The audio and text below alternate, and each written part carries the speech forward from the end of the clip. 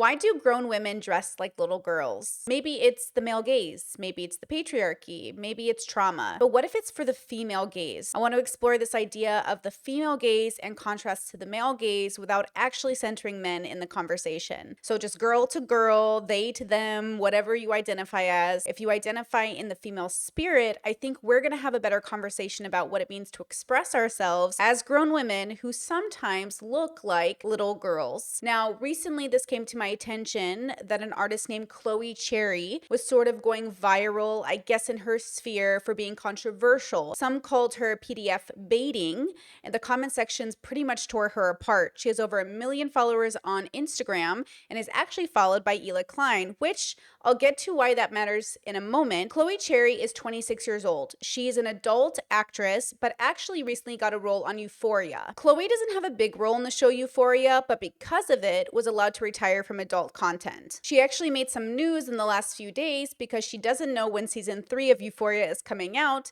and she feels like she's left in the dark like everybody else is. With that said, because she's not a main character in the show, she also feels there's a strain on her career and her success. She even joked that she hasn't been able to pay rent in 6 months. So she's not exactly an established actress, but she is making waves. On Chloe Cherry's Instagram, she ended up doing a photo shoot in which she depicted herself as sort of a younger person. It took place in a playground. There was a teddy bear, a bowl of cereal, and some school buses. And not to mention the infamous pigtails, which often upsets people when they see it on grown women. Now, I understand why we are concerned about grown women depicting themselves in sort of sexually provocative poses while dressing like a younger person. We want to protect children. I don't think any of us are interested in endangering children. With that said, I do think the comment sections were a little exaggerated in their sort of dislike of Chloe. Some of them even said that she was, quote, sexualizing children in her photo shoot, which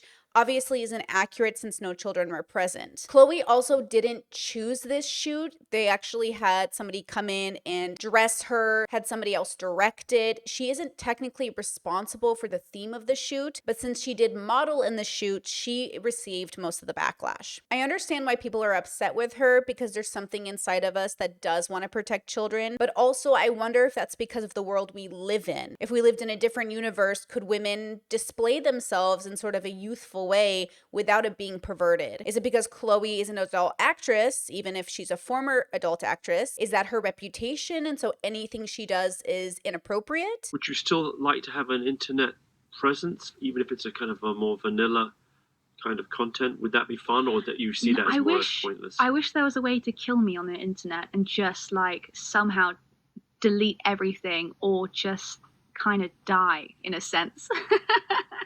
And just move on. I like chapters. Really? Yeah, I think just like to well, it'd be quite nice. Disappear would be a nice way of saying maybe it. close the chapter, but there's no way to do that, which is fine. Well, what you can do is just, as we were saying, disappear. Is it the fact that the fashion industry in and of itself has been pretty predatory towards younger women especially? It's interesting, and I kind of want to connect this to Ela Klein, who I do adore and follow on Instagram. She has a company called Teddy Fresh, and Teddy Fresh is sort of adult clothing that is sort of young in so many ways. It's colorful in patterns that sort of make me feel young again. I have owned Teddy Fresh. I hope to own more in the future, and I do think Ela Klein sort of dresses a little young for her age. There's nothing wrong with dressing young for your age, but it also is sort of looked down upon depending on the bubble you live in. And especially if you're depicting yourself as a much younger person, let's say a little girl, you're gonna get much more backlash. Unless Ethan and Ela like you, then you'll get no backlash. And for the record, before we jump into this, I'm not saying anyone should get any backlash. I'm just showing you examples of bias. Today we have with us a very highly coveted guest, one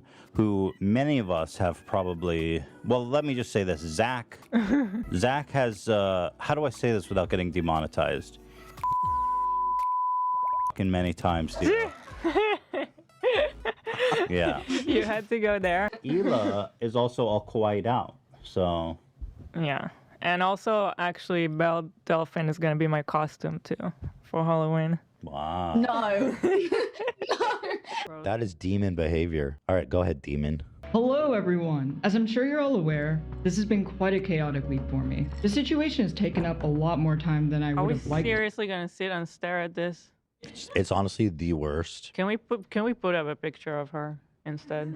Yeah, just or can we get when it's Oh, rolling do it. some like ASMR, Yeah. Sand cutting, maybe. ADHD stuff? Because this is not good. Anything but this. Put a still image. Anything but this. This is the worst thing. I don't want to see a baby bouncing on a chair. Now, obviously, I wouldn't say this is a literal bouncing baby. I would say it's pretty common for women to use cute emojis or chibis or different forms of art to depict themselves in sort of adorable ways. The reason I think this is interesting coming from Ela Klein is because Teddy Fresh also utilizes, you could argue, baby-like features to sell its products, things like a literal teddy bear. But of course, I think we could all agree that they were probably mostly mad at Keffals for defending Vosh at the time, who was defending Lolly. And of course, I could discuss Lolly in relation to this video topic, but I actually don't think they're related. I do think Lolly is very different than grown women enjoying aging themselves down or expressing themselves in childlike behavior. The question is there any real understanding of why we like and don't like certain things? And as a person who does like Belle Delphine, I understand why her content makes people uncomfortable, and yet I do want to exist in a world where women feel comfortable expressing themselves in a safe space. The question is that safe space the internet? And if you turn it into a business like modeling or adult actressing, is that sort of where that line becomes too uncomfortable for people? My generation's Supremes for Black girls spoke to me on so many levels to have that representation as a 15-year-old to see. And so I think I have a different relationship with Beyonce because we're a year and a half apart, specifically. And it's not that I don't see her without critique, because I do. I see so many things that bother me about, like the Drunken Love lyric. Why did she let her husband say that about anime? All of this stuff.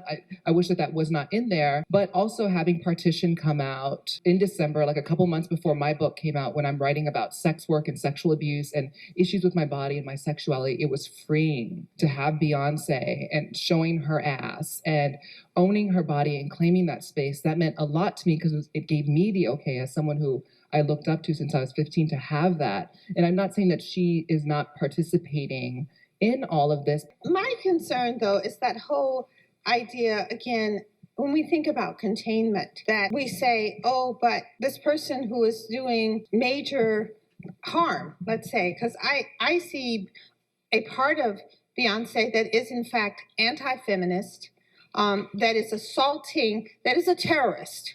In the sense of, especially in terms of the impact on young girls. I mean, I actually feel like the major assault on feminism in our society has come from visual media. The tirades against feminism occur so much in the image-making business, in what we see. I mean, think about Snow White and the Huntsman, if you saw that. The image of Charlize's character as the wicked stepmother. But the interesting thing that we see in that film that I didn't see any reviewer talking about is that character talks about her mother releasing her as a child into the hands of adult predators. And her amazing line in that film, where she's looking a little like a hot Gloria Steinem, is she says, "Men ruin women." And it's this whole sort of anguish of having to be in this world as the sex symbol, as the sexual whatever. So I guess what I'm concerned about constantly in my critical imagination is, why is it that we don't have liberatory images that are away from, not an inversion of what society has told us, but that are our own sense of, what am I looking like when I am free? What if women could just be without the male gaze dictating how people should perceive their works of art? Do women view other women's bodies a little bit more neutral than, say, the male gaze? I do want to say, as a woman, I do find myself much more neutral about the nudity around me. Now, of course, I've deliberately practiced nudity in different forms. I've gone to events naked. I've really learn to embrace my body and not feel shame about being nude. So for me, it's more philosophy, spiritual, and lifestyle, but for these girls, it might be a trauma response. Belle and Chloe are people who come from more of a traumatic background, who went into the adult industry to seek freedom, and they depicted themselves in an aggressively sexual manner in order to gain some sort of power in the world. Even Lana Rhoades, who's one of the top actresses a few years ago, retired from traditional content and actually moved into sort of artistic OF. Like, I still think that like implied nudity and implied sexuality is really beautiful and also a way of creative expression. So I'm directing films kind of like the ones that I disassociate into, where I can be part of them, that has implied nudity and like it has like kissing in it, but it's never anything like me and my friend who's here today. We shot my first one together, and in real life, like we'll get drunk and we'll like make out. So it's only things that I would do in my real life or things that I truly find to be creative or beautiful. So traditionally, the male gaze in my mind is sort of a woman looking pretty and attractive, which benefits the man at the end of the day and uplifts his status versus hers. So she's more of an object that he approves of, that lifts his status in the world. Versus the female gaze, I think, is more of a community uplifting. So when females look at other females, or women look at other women, or even they, thems, or genderqueer people, and we're uplifting them for their aesthetic, we're not benefiting solely, we benefit as a community. So as a queer person myself, and as a person who tends to post mostly,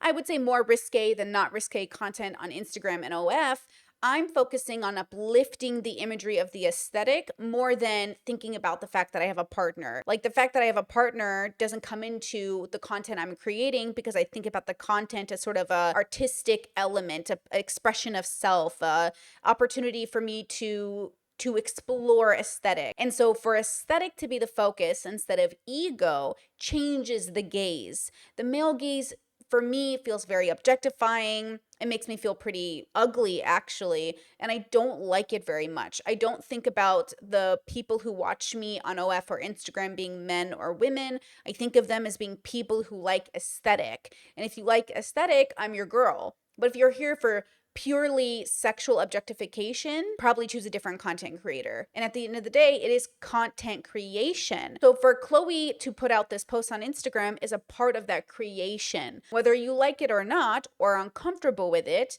it is a creation. Now, when I was contemplating this video, I also started to ask myself, what's the difference from women not dressing their age and women dressing like little girls? So on TikTok, you'll often see women in their 40s, 50s, 60s, and 70s dressing fashionably. They focus on aesthetic, and people will say to them, you need to dress your age. Dress my age? You bet I do. This statement has no merit nor meaning for me whatsoever. It isn't about the number. It's about what brings you joy. I have never really cared much for trends. I just buy things that I really do love. I think it's a gift to myself, and you know that you're comfortable and happy if they make you feel better for having put them on. And that's what clothing should do. As if older people can dress with style because older people don't have it. Obviously, we know that you can have style no matter how old you are. Children to elderly have style, and then there's casual style. At the end of the day, we're all signaling something. If you grew up like I did in a religious bubble, you would dress your Sunday best to go to church. That's a style. That's an aesthetic. That is you stepping up your fashion game to sort of prepare to go to church, or maybe a wedding or a baptism or a gathering. This made me think of Interview with the Vampire. There's a vampire called Claudia, who's a 5-year-old turned vampire who's 65 years old, played by Kirsten Dunst, who's 12 years old. And though it was quite controversial, she knocked it out of the park. Now, if you read Anne Rice, and I've read all of Anne Rice, rest in peace, she's a very controversial author who depicts a lot of queer relationships and very controversial situations, kind of like Claudia and Louis, who are sort of romantic partners in the book. Now, of course, Claudia is not a 5-year-old. She is a 65-year-old. And according to vampire law, this is forbidden because there comes a point in a vampire's life in which they want to be grown. And this is depicted in the movie as Kirsten Dunst sort of rebelling, murdering women with grown bodies, with bodies she didn't have herself. And that made me wonder, how important is it to mature? And I don't just mean physically, but I do mean spiritually. I think one of the reasons people were so mad at Chloe is because they expect her to grow up. And I don't blame them. I think there is sort of a red flag when adults don't grow up. They don't mature. And at the same time, as an anime watching content creator in a field that keeps me young, I do hold a lot of immature aspects in my own personal life. So I try to balance that with being responsible as an adult, but also sort of enjoying being a kid, maybe going to Disneyland, maybe expressing myself in a more adolescent way. But then I wonder, why does Chloe evoke so much anger in people? And I think it's fear, the fear of the unknown. But going back to Claudia as an example, there is something here that makes a lot of sense to me. This need to make sure that you mature. This idea of being youthful for the rest of your life is sort of a beautiful idea. But if you look at a character like Rosalie from Stephenie Meyer's Twilight, Rosalie has a conversation where she and Emmett will never grow old together. And there's something beautiful about that. Aging and growing old, getting gray, getting wrinkles. There's something really important that we live and then we die. So maybe when adults dress too young, it feels like a denial of the reality of aging, or maybe growing, or maybe it's a rejection of our responsibility as participants in society. If I stay young and immature, maybe nobody will ask me to be responsible or even participate in the system or even participate in my own life. Maybe it is a rejection of responsibility. But then I think of the fashion statements and aesthetic that come with expressing sort of a youthful tone to the world. Things like Lolita, which is very frills and carousels, and it's very gorge, but it's also very young. Also, I think of time period pieces in terms of fashion. But then I relate it to something a little bit more grounded, like cottagecore. Cottagecore is interesting as well, and there's so many variations and categorizations, but if you think about it as soft dresses, blush cheeks, if you think about it as gardening or being, in your body and working the land, there's something also youthful about that because it's almost like you're playing house. I often say that cottagecore is escapism for girls because the aesthetic sort of assumes there's little to no work that goes into your cottage, when the reality is, if we were living this cottagecore life, we would wish for upgrades. I think that intuition we have of seeing someone like Belle Delphine or Chloe is correct, that there is trauma here. The question is, what is our responsibility as viewers in terms of letting those people know we feel uncomfortable? Do we have a responsibility? Should we mind our business? Should we just be aware of that's a person going through a journey? I mean, realistically, I think Belle Delphine and Chloe Cherry will probably grow out of this aesthetic in terms of how they're doing it, but not necessarily getting rid of it altogether. Plenty of grown adults mature into their little girl aesthetic, meaning they kind of graduate to an aesthetic that is less focused on validation and the male gaze. But I do think there is a time in which the aesthetic is for the male gaze, which is a sign of immaturity because it's outside validation. I hate the patriarchy. There's a lot of really good men. Judd? Answer the question. Do I hate men? No. That's a lie.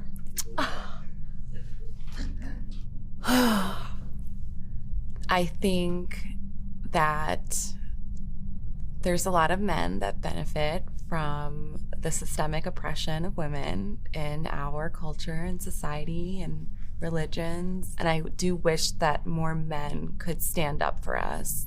Do you think being a man's muse is participating in the patriarchy? For sure.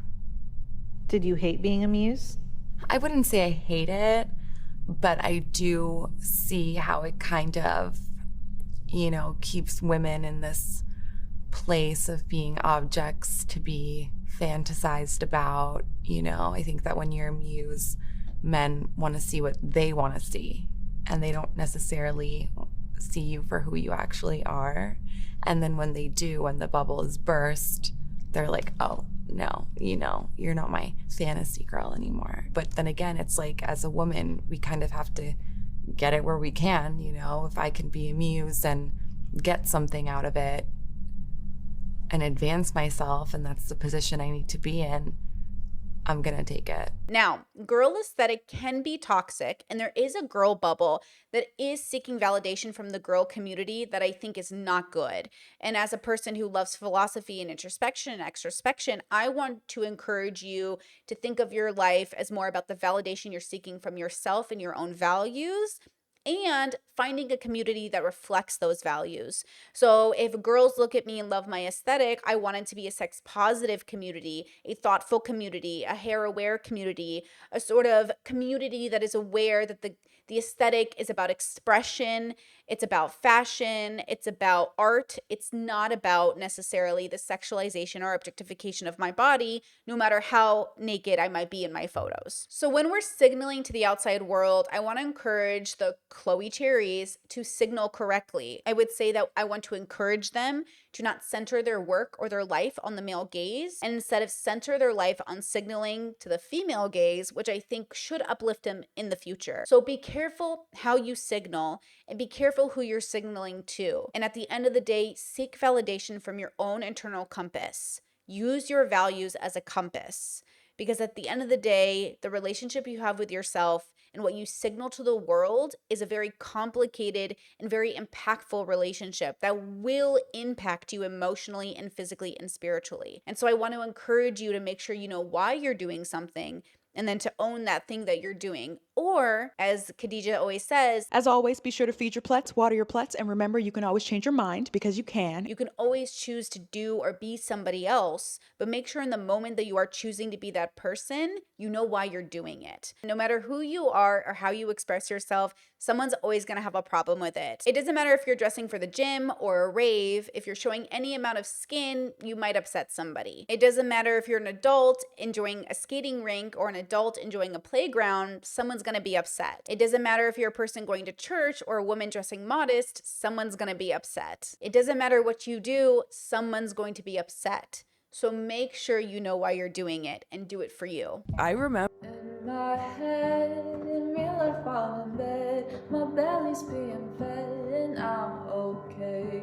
I'm just fine, yet all I do is whine. Not to you in my mind, 'cause I know I don't make sense. I've been nothing but blessed. So why's my life a mess? Please tell me, 'cause I'm sick of thinking.